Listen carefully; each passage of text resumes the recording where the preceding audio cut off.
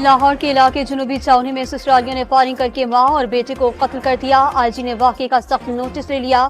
CCPO को मुलजिमान को फौरी गिरफ्तार करने का हुक्म। मिटियारी में कौमी शाहरा पर बस और ट्रेलर के दरमियान तसादुम से 5 अफराद जाँ बहक और 12 से ज्यादा जख्मी। मरने वालों में 2 बच्चे भी शामिल। मैयतों और जख्मियों को सिविल अस्पताल हैदराबाद मुंतकिल कर दिया गया। IMF का वक्त वजारत खजाना पहुँच गया। IMF मिशन और वजारत खजाना हुक्काम के दरमियान तारुफी सेशन, तवील और बड़े प्रोग्राम पर मुज़ाकरात शुरू होंगे। आज़ाद कश्मीर की सूरत हाल पर वज़ीर आज़म शहबाज शरीफ की ज़ेर सदारत कुछ देर बाद इजलास होगा।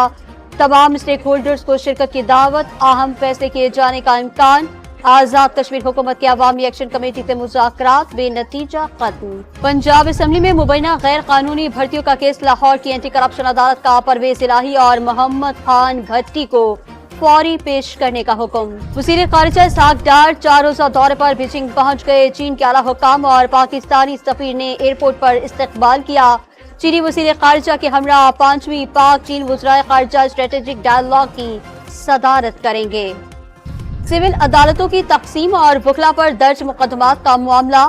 वकला बतौर एहतजाज बाजू पर सुर्ख पट्टी बांधकर लाहौर हाई कोर्ट में पेश हुए। दूसरे T20 में पाकिस्तान ने आयरलैंड को 7 विकेटों से शिकस्त दे दी। कप्तान बाबर आजम ने बॉलर्स की कारकर्दगी को मायूस कुन करार दे दिया।